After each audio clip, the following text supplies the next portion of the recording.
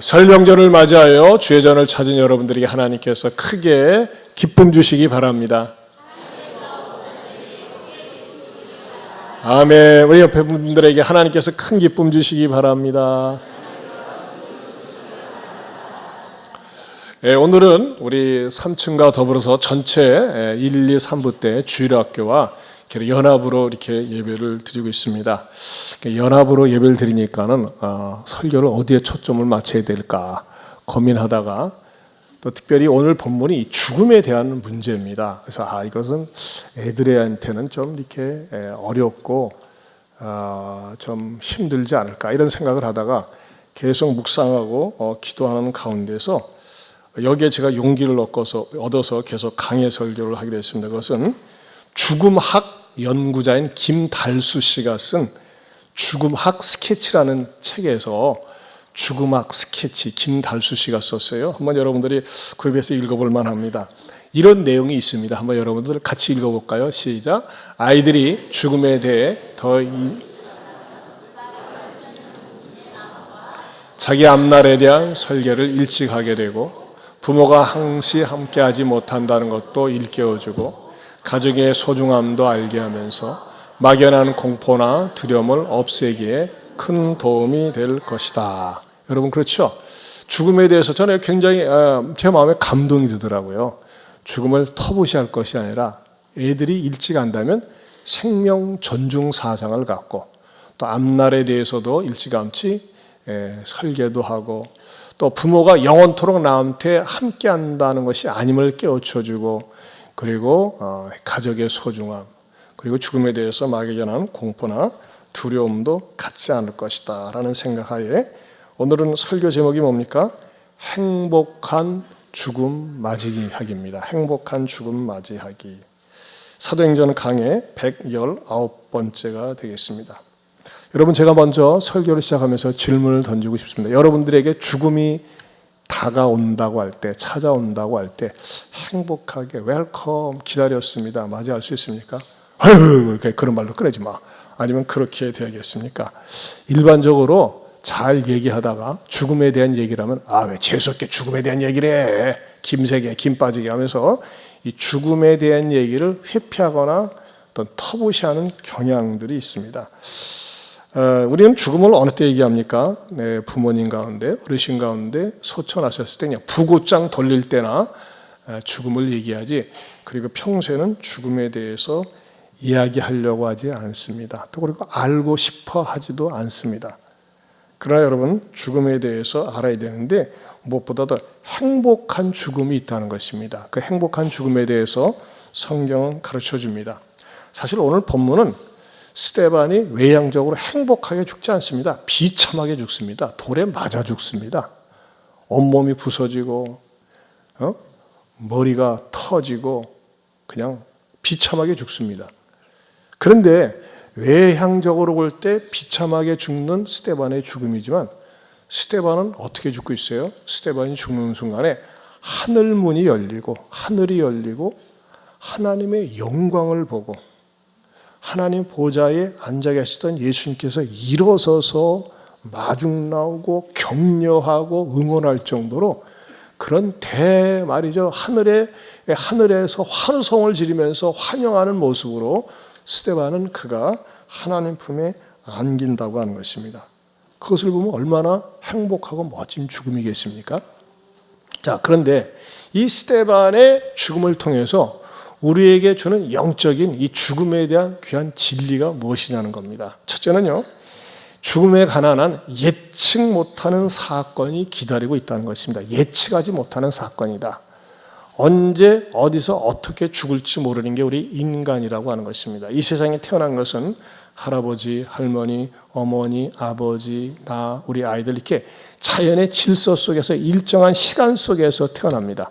그러나 죽는 것은 나이가 필요 없더라고요. 젊어서 또는 나이 먹어서 어떠한 방법으로 어떻게 죽을지 모르는 게 우리 인간이에요. 자, 그 가운데서 우리가 영적인 힌트를 얻으시는 게 59절을 보겠습니다. 59절 보겠습니다. 시작. 그들이 돌로 스데반을 뭐하니? 친히 거기다 동그라미 쳐요. 친히 그랬어요. 돌로 쳤다 그랬어요.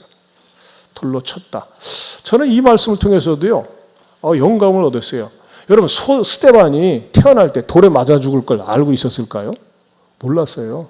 그걸 알았으면 어려서부터 공포 속에서 어떻게 살겠습니까? 스데반은 돌로 침을 당해서 돌로 맞아 죽게 되었다는 것입니다. 그냥 가만히 보니까요, 솔로몬의 죽음은 기독교적인 관점에서, 성경적인 관점에서 보면 순교이기 때문에 하나님 앞에서 가장 영광스러운 그런 상급의 죽음입니다. 최고의 영광스러운 상급의 죽음입니다. 그렇다면 제가 여러분에게 질문하겠습니다. 여러분들 다 이렇게 돌로 쳐 죽임을 당하기를 원하십니까? 아무도 반응이 없잖아요. 대부분이 어떻게 죽기를 원하십니까? 9988234 99세까지 벌써 아멘부터 먼저 하는 것 봐요. 99세까지 팔팔하게 살다가 2, 3일 동안 기운 없다, 죽을 것 같다, 애들 다 불러 모아라, 그렇게 하고 나서 4일째 되는 날 다 죽는 거. 그걸 대부분 이게 희망사항을 가지고 있어요. 그래서 성경에서도요, 그렇게 죽는 인물들이 의외로 많이 있어요. 예를 들면 이삭이 그랬어요. 창세기 35장 29절입니다. 같이 보겠습니다. 시작.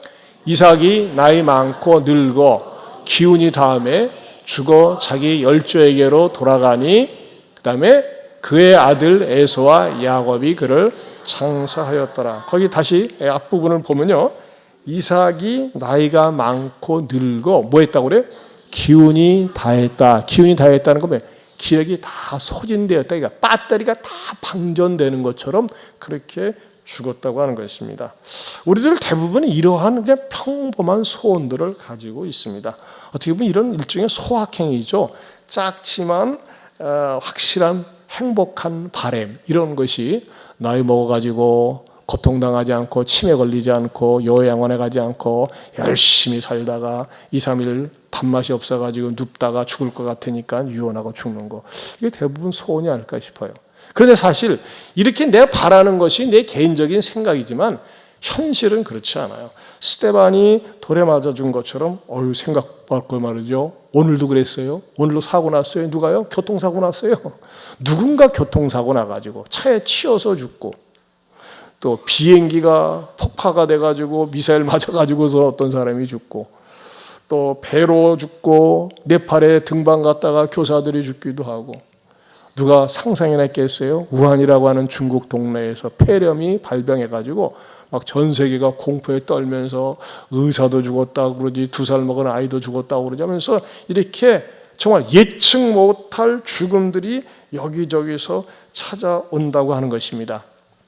그러니까 누구도 죽음은 예측 못한다. 하지만 여러분, 이런 죽음에 대해서는 본인이 어떤 자세가 되어 있어야 된다고 봅니다. 그건 뭐냐? 내가 나이 먹어가지고 어떤 그런 중병에 걸렸는데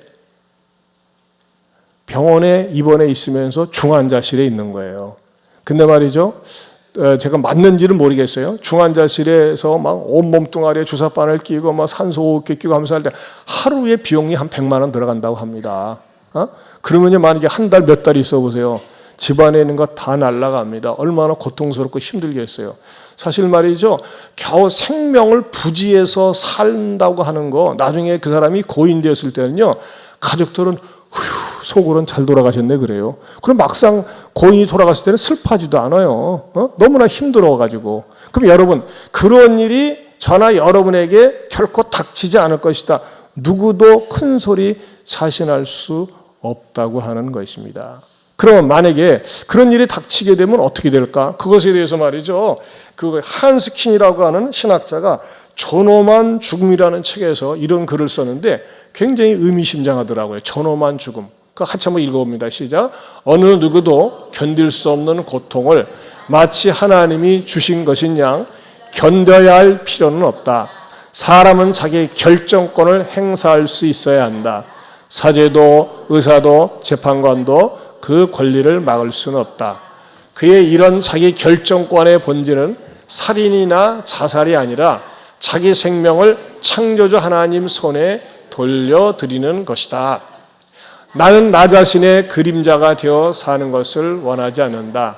나는 나 자신을 위해 결단하기를 원할 때 나의 의지와 상관없이 요양원에 보내지는 것을 원하지 않는다. 나의 소망을 들어주기 바란다. 그랬어요. 이게 무슨 말입니까? 난 추하게 병들어서 그냥 막 그 의료기구에 그냥 연명해가지고 살고 싶지 않다는 것입니다. 아까 우리 인사하신 우리 그 방장로님 아버님은 91세인데 그 아내 되시는 분하고 대단하세요. 결코 요양원에 보낼 수 없다 해가지고 그냥 그 어머님이 그렇게 집에서 간병을 하면서 10년 동안 뒷바라지하면서 그렇게 하셨대. 그게 사랑하는 마음으로 애정으로 그렇게 하신 것이죠. 뭐 그거 뭐 잘못된 것이라고 생각되지 않습니다. 하지만 당사자인 내가 물론 그분은 어떻게 의료 도움을 받지는 않았던 거예요. 굳이 내가 이렇게 막 이런저런 막 의료 혜택을 입으면서 간당간당 생명을 부지하며 살 필요가 있을까? 이걸 다 떼버리면 그냥 갈 수 있는데, 근데 이런 것을 갖다가 만약에 떼게 되면은 뭐 이제 법의 제재를 받는다 어떤다 해가지고 의학적으로 우리나라에서 이것을 시스템으로 했어요. 이것을 갖다가 최근에 사전 연명 의료 의향서라고 하는 것이 의료 의향 이런 게 만들어져 가지고 정부에서 적극적으로 홍보를 하고 있어요. 그래서 여러분 건강할 때 살아있을 때 내가 늙어가지고서 어떤 사고나 어떤 질병으로 겨우 생명을 유지하는 그런 거 원치 않고 그냥 깨끗하게 하나님이 주신 생명 깨끗하게 그대로 가고 싶다라고 본인이 서약할 수 있는 그 제도가 마련되어 있는데 이번 주 수요일 날 우리 고평자 권사님이 전문 교육을 받았어요. 그래가지고 그것에 대해서 여러분들에게 홍보도 하고 저도 이제 그 강의 끝나면 사인을 하려고 하는데 그거 굉장히 좋은 것 같아요. 깔끔하게 남에게 가족에게 폐 끼치지 않고 하나님께서 주신 수를 누리다가 깨끗하게 가는 거 좋지 않습니까? 우리 옆에 분들하고 이렇게 인사합시다. 깨끗하게 갑시다. 그렇죠? 깨끗하게 가야 돼요. 깨끗하게. 아쉬움과 그림 속에서. 자, 이렇게 사람은 말이죠. 예측 못하는 사건들이 죽음의 사건이 기다리고 있는데 그러나 그리스도인들은 어떤 소망을 가지고 살아야 될까요? 두 번째는 기도하면서 천국 가기를 소망하며 살아야 한다는 것입니다. 기도하면서.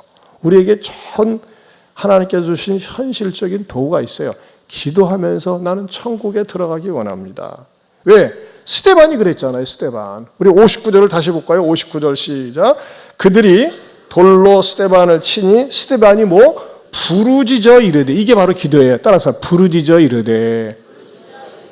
여러분 어떤 사람은 세상 떠날 때 아무 말 못하는 사람이 있어요. 어떤 사람은 돈 하다가 떠나는 사람이 있더라고요. 말 한마디 못해요. 근데 스데반은 왜? 부르짖어 이르되 주 예수여 내 영혼을 받으시옵소서 하고 마지막 외마디 기도를 하고 세상을 떠났다고 하는 것입니다. 여러분 저는요 저희 아버님도 그렇고 외할머니도 그렇고 임종을 이렇게 임종 후의 모습을 본다든지 임종 전의 사람들을 몇 번을 보면요 어떤 사람들은 정말 평안하게 천사의 얼굴을 띠면서 세상을 떠나는 사람들이 있어요. 왜 그런 것이죠? 정말 천사 영접하러 나오니까. 그 어떤 사람 말이죠. 굉장히 싸납고 무서운 표정을 가지고 세상을 떠납니다. 왜? 죽음이 무서우니까. 왜 무서운 거죠? 뭐가 무서운 거죠? 죽음의 사자가, 저승의 사자가, 마귀가 보낸 사자가 데리러 오기 때문에 죽음이 무서운 거예요. 어떤 사람은 담담하게 맞이할 수도 있어요. 하지만 저는 저와 여러분들이 이 메시지를 들으면서 내가 어느 순간에 어느 시점에 세상을 떠날지 모르지만 나도 하나님 앞에 기도하다가 가길 원합니다. 이 얼마나 아름다운 소원입니까? 기도하다가 하나님께서 예배해 놓으신 그 천국에 들어가는 거예요. 저는 그런 의미에서 여러분들 이 찬송가 얼마나 좋은지 몰라. 이 찬송 많이 부르세요. 하늘 가는 밝은 길이 내 앞에 있으니 슬픈 일을 많이 보고 늘 고생하여도. 우리 한번 같이 불러보겠습니다.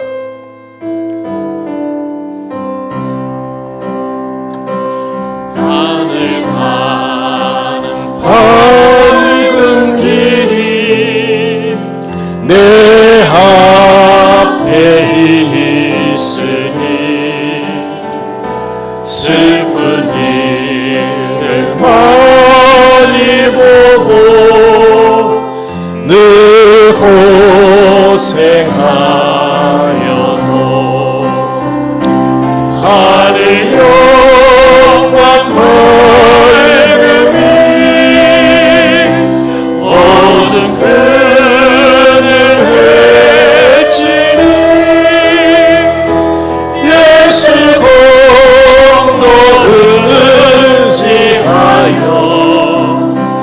항상 빛을 보도다. 내가 염려하는 일이 세상에 많은 주 속에 근심하게 걱정 시험하여도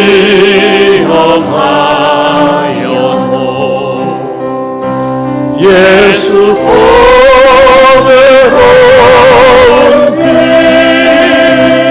모든 것을 이기니 예수 공로를 의지하여 항상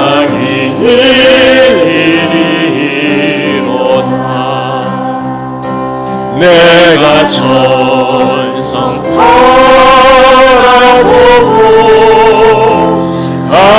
가까이 왔으니 아버지의 영광집에 나시고 싶도다. 나는 부족하여도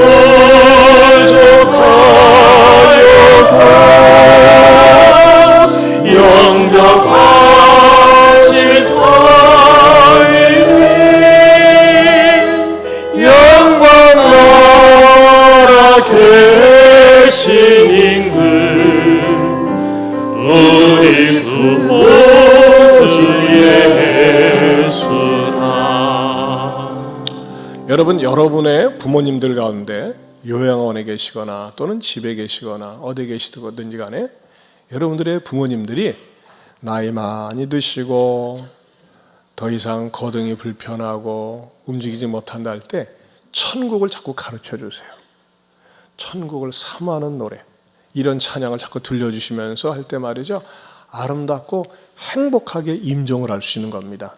또 우리도 마찬가지예요. 그리고 세상을 떠날 때 말이죠, 기도하면서 축복하면서 야곱처럼 말이죠, 12 아들 앉혀놓고 쫙 축복하면서 떠나는 것처럼 자녀들을 위해서 축복하면서 떠날 때 그게 얼마나 아름답고 영광스러운 임종이겠습니까?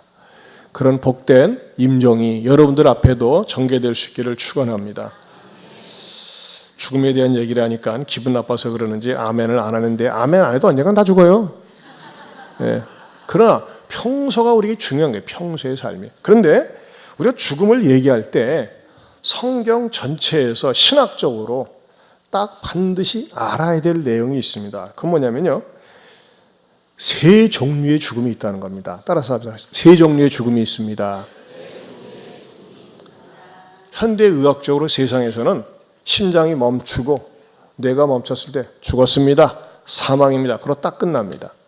하지만 성경적인 관점에서는 세 종류의 죽음이 있습니다. 하나는 육신의 죽음, 또 하나는 영적인 죽음, 또 하나는 영원한 죽음입니다. 종종 애완견을 키우다가 몇 년 키우다가 얘가 죽으니까 사람도 실성이 돼가지고 같이 죽고 싶다고, 개하고 같이 죽고 싶대요. 미쳤어요. 여러분, 개나 고양이가 죽는 죽음하고 사람 죽음하고는 차원이 다르요. 질적으로 달라요. 그 여러분, 너무 개나 고양이 너무너무 사랑하면 못 써요. 개 좋아하는 거 내가 반대하지는 않습니다. 저는 별로인데, 왜냐하면 어려서 개한테 물린 그 상처가 있어가지고 개라면 질색을 합니다. 그래서 저는 우리 집에 대대로 개는 키우지 말라. 그러나 개 좋아하는 사람이 있어요. 근데 여러분, 너무 좋아하지 마세요. 내가 보니까 우상 같아. 그거 얼마나 힘들다고요. 근데 왜 개를 좋아하냐? 개는 배신을 안 한다 이거예요. 그거 좋아하는데, 제가 지난주 목요일 날 우리 교육자들 식사 마치고 본고에 딱 내려가지고 오는데 어떤 나이 지긋한 할아버지가 애완견을 끌고서 이렇게 그 나무 밑에 그 잔디 쪽에 왔더라고요. 이 할아버지가 애완견을 끌고 다니는 건 쉽지 않거든요. 보통 이렇게 중년이나 처녀들이나 이렇게 아줌마들이 되지 할아버지가. 그래서 내가 느낌이 좀 이상해가지고 또 이뻐가지고. 왜냐면은 그 할아버지가 예의 바르게 여기다가 비닐 걸 끼고서 걔 똥 싸시는데 똥을 다 짚느라고 참 그런 매너가 있더라고요. 어떤 분들은 매너가 없는 분들도 있어요. 그래서 제가 이제 가까이 가지고 아유 고맙습니다. 걔 또 똥도 교회 앞에서 똥 버리지 않고 똥도 치워주시고 하면서 얘기를 하는데 이 할아버지가 이 가는 기가 먹었는지 안 들려. 그래가지고 동문서답을 하는 거예요. 놈의 새끼들이 말이지 나를 갖다가 내버려두고 놀러 가면서 말이지 개를 맡겼는데 힘들어 죽겠어 그러는 거예요. 나 그 말을 들으면서 야 진짜 못됐다. 자기 새끼들이 놀러 가면서 개를 맡기고 하는데 그래서 이놈의 새끼가 말이지 제 집에만 처박혀 있으면 좋겠는데 힘들어 죽겠어 맨날 나가자고 그래. 그래서 내가 개같이 다닌다니까. 내가 말이지 그냥 집에서 추워가지고 있는데 이놈의 개새끼는 가만히 있지 않고 말이지 맨날 싸돌아다니자고 그래가지고 내가 나와가지고 말이지 개같은 존재가 되고 말았어. 개잡이가 되고 말았어. 혼자 막 그러시더라고. 내가 그 말 들으면서 이거 가르쳐드려요. 여러분 어디 놀러 가고 멀리 구경 갈 때 개 맡기지 마세요. 할아버지 할머니한테 죽을 지경에 개같이 산다니까는 차라리 전당포에 맡기든지. 개 맡기는 데 있잖아. 뭐 어디다 맡기죠? 뭐 이렇게 개호텔이 있어요.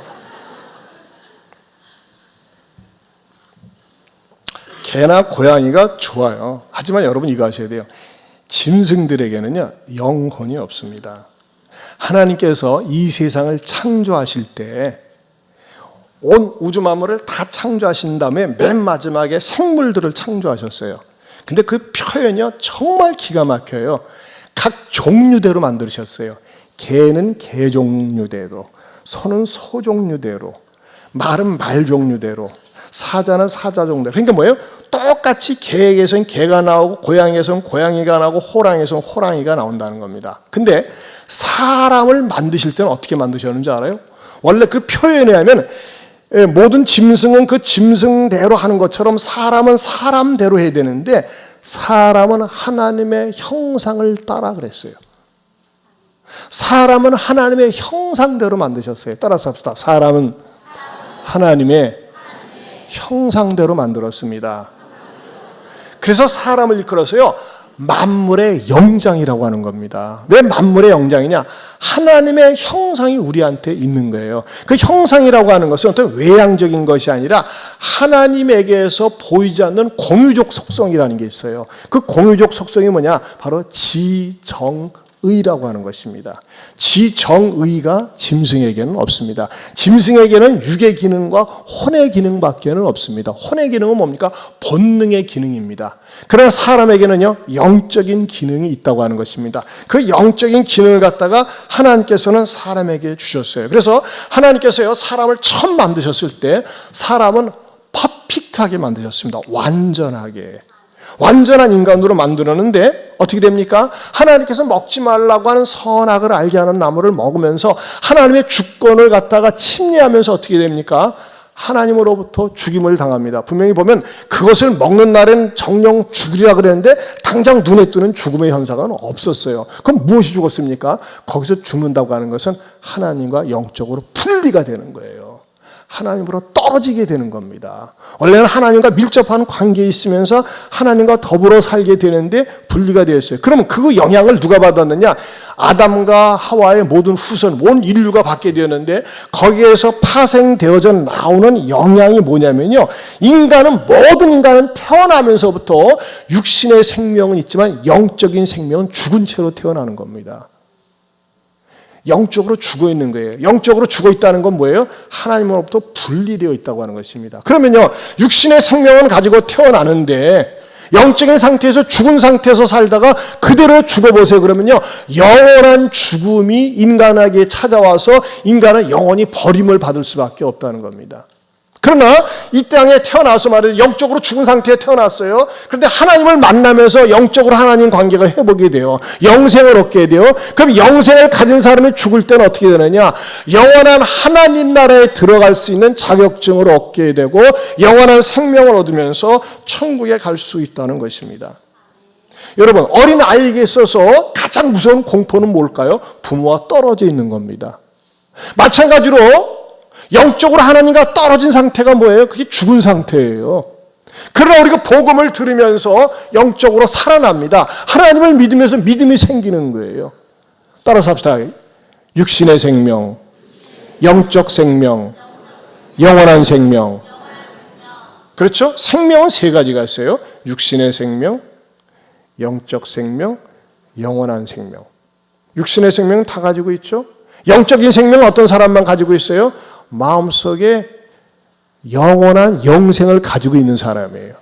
그 영생을 가지고 있는 사람이 바로 영원한 천국에 갈 수가 있어요. 그러나 영생을 갖지 못한 사람은 어떻게 됩니까? 육신의 생명은 가지고 있지만 영적으로 죽은 상태에서 살다가 죽은 상태에서 살기 때문에 그가 이 세상을 떠날 때는 영과 혼이 분리되면서 영적으로 죽은 상태이기 때문에 영원히 하나님으로부터 버림을 받아서 단절이 되고 지옥 고통을 당할 수밖에 없다고 하는 것입니다. 여러분, 우리가 어떻게 하면 영적인 생명, 영원한 생명을 가질 수 있을까요? 네 번째로 천국의 여권을 소지해야 됩니다. 오늘 좀 색다른 표현을 씁니다. 천국의 여권을 소지해야 된다. 내가 세상 떠날 때 하나님 천국에 나를 받아주세요. 당당하게 받아달라고 하는 천국 여권이 있어야 돼요. 제가 여러분에게 여쭙게 천국 여권 있습니까? 한번 보여주세요. 자, 우리 한번 봅시다. 59절을 보겠습니다. 59절 같이 봅니다. 시작. 그들이 돌로 스데반을 치니 스데반이 부르짖어 이르되 주 예수여 내 영혼을 받으시옵소서 하고, 자, 죽기 전에 부르짖었어요. 오 예수님 내 영혼을 받아주시옵소서 했을 때 우리 주님께서는 그를 받아주셨단 말이에요. 그렇다면요, 저와 여러분들이 세상 떠날 때 나도 그렇게 기도할 수 있습니까? 하나님, 이제 제가 육신과 이별을 하고 내 영혼이 떠나게 되었는데 내 영혼을 받아주시옵소서 할 수 있는 자격이 있느냐 이거예요. 그 자격자는 누구냐? 천국의 여권을 가지고 있어야 된다는 것입니다. 자, 제가 여러분들에게 이해를 돕기 위해서 천국의 여권이라는 말을 썼는데 보세요. 들어보면 쉽게 이해가 됩니다. 여러분, 여권이라는 거 어떤 겁니까? 한번 보여주세요. 대한민국 여권. 여러분, 이 대한민국 여권의 위세가 어느 정도인 줄 아세요? 예, 여권의 가장 위력을 발휘하는 나라가 싱가포르고 2위가 일본이고 세 번째가 대한민국이더라고요. 대한민국 여권 하나만 있으면요, 전 세계 189개국을 자유스럽게 드나들 수가 있습니다. 여러분, 이 여권의 힘이라는 게 얼마나 대단한 줄 아세요? 작년 8월 달에 베트남 선교를 갔을 때도 거기서 그러더라고요. 베트남 사람들이 한국에 들어오려면요, 통장에 잔고가 몇 천만 원 있어야 되고 대사관에 가서 인터뷰에서 허락받아야 되고 그리고 나서 기다렸다가 허가를 받아야지만이 들어올 수 있어요. 우리도 옛날에 못 살 때는 그랬어요. 못 살 때는 여권을 신청하려면 대사관에 가야 되고 뭐 은행의 통장에 잔고가 얼마나 있어야 되고 그랬습니다. 지금은 뭐예요? 제가 여러분에게 질문할 테니까 대답해 보세요. 대한민국 여권을 받으려면 부자여야 됩니까? 모르겠어요? 그럼 가난해야 됩니까? 대한민국 여권을 받으려면 유식해야 됩니까? 좀 배워야 됩니까? 아니에요. 대한민국 여권은요, 유식과 무식과 관계가 없습니다. 나이가 들거나 어리거나 관계가 없습니다. 남녀노소 아무 상관이 없습니다. 누가 받을 수 있습니까? 대한민국에 태어난 사람이면 다 받을 수 있습니다. 세상에 여러분들에게 대한민국 여권이 다 주어져 있습니다. 안 받아본 사람은 몰라요. 근데 여러분, 이것은요, 천국에 들어갈 수 있는 사람, 내가 내 인생 마지막에 내 영혼을 받아달라고 기도할 수 있는 사람은요, 천국의 여권을 가지고 있는 사람이 될 수 있다는 것입니다. 그럼 어떤 사람이 천국의 여권을 가질 수 있을까요? 천국에서 태어난 사람입니다. 천국에서 태어난 사람. 그의 고향이, 그의 뿌리가 천국을 가지고 있는 사람이에요. 그것에 대해서 사도 바울은 뭐라고 고백하고 있는 줄 아세요? 빌립보서 3장 20절입니다. 같이 보겠습니다. 시작. 그러나 우리의 시민권, 여권은 하늘에 있는지라 거기로부터 구원하는 자, 곧 주 예수 그리스도를 기다리노니. 바울은 그랬어요. 내 여권은, 내 시민권은 하늘에 있다. 자, 그렇다면 내가 내 여권이, 천국 여권이 하늘에 있다. 나는 분명하다. 하늘에 속한 사람이다. 라고 확증할 수 있는 증거가 무엇일까요? 그건 내 마음의 증거입니다. 그 내 마음의 증거는 어떤 것이어야 할까요? 그것은 바로 이것입니다. 잘 들으십시오. 이 세상에서 나를 죄로부터, 죽음으로부터, 마귀로부터, 지옥으로부터 유일하게 구원해 줄 수 있는 분은 이 세상에 그 누구도 없고 오직 예수 그리스도 외에는 나를 구원할 수 있는 존재가 아무도 없습니다. 라고 내가 마음에 믿고 입술로 시인할 때 하나님은요, 더 이상 묻지도 않고 따지지도 않고 그 사람을 천국 시민으로 삼아 주십니다. 그렇다면 제가 여러분에게 여쭙겠어요. 여러분들은 천국 여권을 가지고 계십니까? 그 근거가 나는 내 마음속에 예수 그리스도를 나의 구세주 나의 하나님으로 분명하게 믿습니다라고 고백할 수 있습니까? 그렇다면 천국 여권을 가지고 있는 거예요. 이 세상에 나를 죄로부터 지옥으로부터 구원해 줄 자는 어느 누구도 없고 예수님밖에 없습니다 라고 내가 자신 있게 외칠 수 있고 자신 있게 믿을 수 있다면 그 사람은 이미 천국 여권을 소지하고 있는 사람입니다. 그리고 그 사람은 어떤 사람입니까? 내가 세상 떠날 때 또는 위기 속에서 떠날 때 주여 내 영혼을 받아 주옵소서, 나를 천국으로 인도해 주옵소서 라고 고백하면요, 우리 주님은 더 이상 묻지도 않고 따지지도 않고 받아주십니다. 할렐루야! 이게 기독교의 놀라운 복음입니다. 근데 여러분, 종종 문제가 생길 수가 있어요.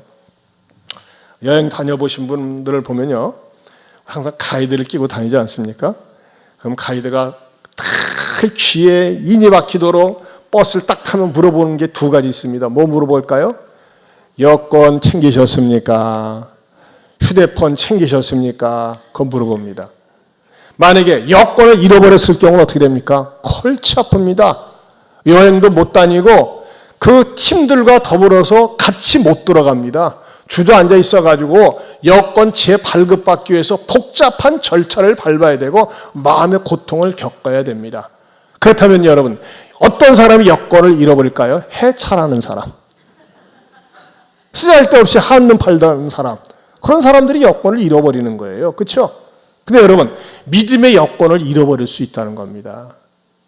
세상을 너무 사랑하고 세상에 폭 빠져서 살면서 말이죠, 도대체 믿음이 없는 건지 자기 자신도 모르는 거예요. 내가 이렇게 도대체 믿음 생활하는 거야, 마는 거야? 자기 자신도 모를 정도로 세상에 폭 빠져 살고 세상을 사랑하면서 살면요, 천국에 대한 여권을 잃어버릴 수 있다는 거예요. 자, 그렇다면 우리가 천국의 여권을 늘 확인할 수 있는 자리는 어느 자리일까요? 바로 예배자의 자리입니다. 하나님 앞에 예배를 드리면서 무엇을 확인하는 거예요? 나는 세상 사람이 아니라 하나님의 사람이지요, 하나님께 예배드리는 예배자이지요 라고 하는 것을 확인하는 시간이 바로 이 예배의 자리라고 하는 것입니다. 그러면서 여러분들이 올 한 해도 예배자로서 승리할 수 있기를 축원합니다. 제 비유로 쉽게 말씀을 드리는 거예요. 여러분, 핸드폰 잃어버려 보세요. 어떻게 됩니까? 참 무지무지하게 답답하고 괴롭습니다. 핸드폰 잃어버리신 분은 알 거예요. 여러분, 우리의 영적인 세계에 있어서 핸드폰을 잃어버리는 것은 무엇과 같을까요? 기도 생활을 놓치는 겁니다. 나는 기도 생활 안 해도 아무렇지 않으니까요. 안 되니까요. 그건 뭐예요? 이미 꽉 막혀버려서 그래요. 정상적인 그리스도인이라면 늘 기도 생활을 힘써야 됩니다. 기도는 뭐예요? 하나님과 교통하는 것입니다. 하나님과 교신하는 겁니다. 하나님과 대화를 나누는 겁니다. 근데 그걸 놓쳐버려 보세요. 답답해요. 깝깝해요. 저는 그런 의미에서 여러분들이 영적인 핸드폰이나 다름이 없는 기도 생활을, 기도자의 자리를 놓치지 마시길 바랍니다. 그렇다면 여러분, 전도자의 자리는 뭘까요? 가이드가 여러분 확인하죠? 핸드폰 어디 있습니까? 야, 찾아보세요. 주머니 뒤져보세요. 여권 확인해보세요 하는 것처럼 뭐예요? 내가 복음을 전하는 거예요. 여러분, 전도자는요, 결코 자기의 믿음을 잃어버리지 않습니다. 내가 가지고 있는 복음 때문에 사람들에게 복음을 전하면서 자기 자신의 정체성을 확인하는 거예요. 그러면서 올해 이 표가 얼마나 멋있는지 몰라요? 다 같이 보고 시작.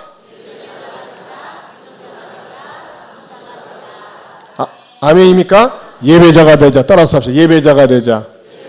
기도자가 되자. 전도자가 되자. 그렇습니다, 여러분.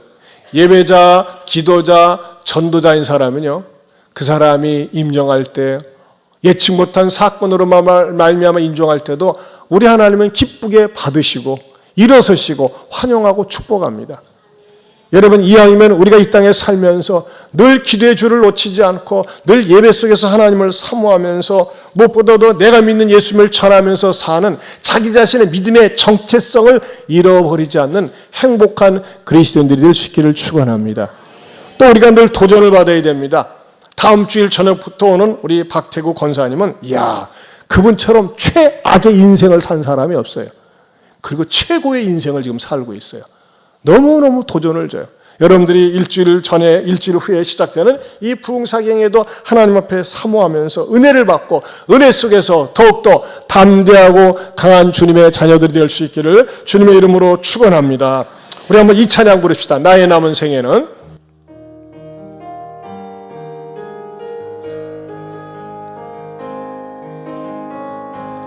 나의 남은 생애는 복음의 편지 되어 살리라. 나의 남은 생애는 성님의 양유 되어 살리라. 나의 남은 생애는 나의 남은 생애는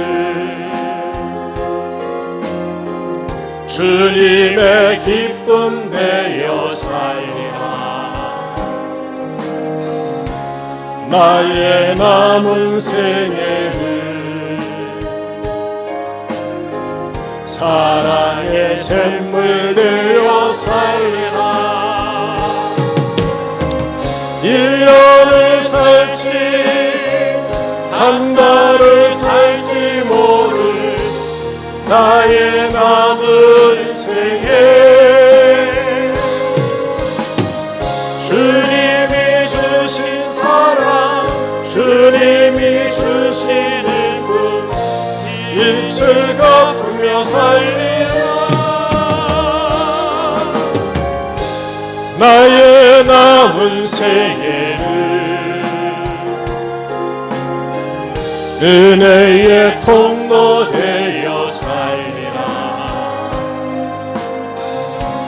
나의 남은 생애는 축복의 통로 되어 살리라. 나의 남은 생애는 나의 남은 생애는 복 있는 사랑으로 살리라. 나의 남은 생애는 순백의 영혼으로 살리라. 나의 남은 생애는 맡은 일 충성하며 살리라. 나의 남은 생애는 행복한 전도자로 살리라. 1년을 살지 한 달을 살지 모를 나의 남은 생애, 엄사에 감사하며 쉼없이 기도하며 주님 뜻대로 살리라. 나의 남은 생애는 정직한 예배자로 살리라. 나의 남은 생애는 하늘에 속한 자로 살리라. 우리 시간에 두 손 들고 기도하기 원합니다. 혹시 여러분 가정에 나이 드신 어머님이나 아버님, 할아버지, 할머니 계십니까? 주여 노년을 복되게 하여 주옵소서.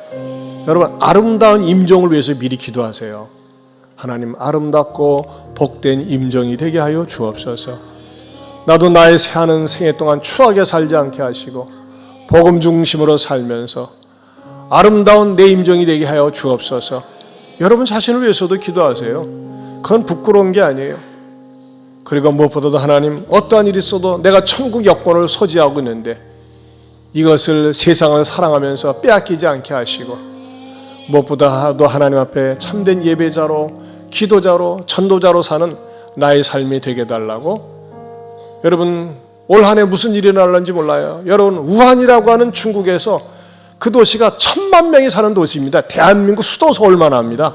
아니, 수도 서울보다 더 커요. 지금 대한민국 수도 서울은 750만, 900만이라고 하는데 더 큰 도시에서 그게 발단이 돼가지고 전 세계가 아우성이지 않습니까? 우리 기도해야 돼요. 누가 큰 소리 칠 수 있겠어요? 하나님, 우리를 지키시고 보호하시고 인도하여 주시옵소서. 여러분 자신과 여러분을 위해서, 또 부모님들을 위해서, 또 다음 주일 저녁부터는 간증부흥사경회를 위해서 우리 주여 한번 부르고 기도합니다. 주여, 하나님 아버지 감사합니다. 고맙습니다.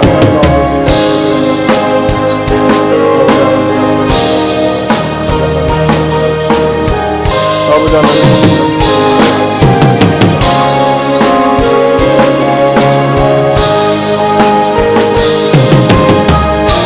아버지 하나님, 아버지 하나님, 우리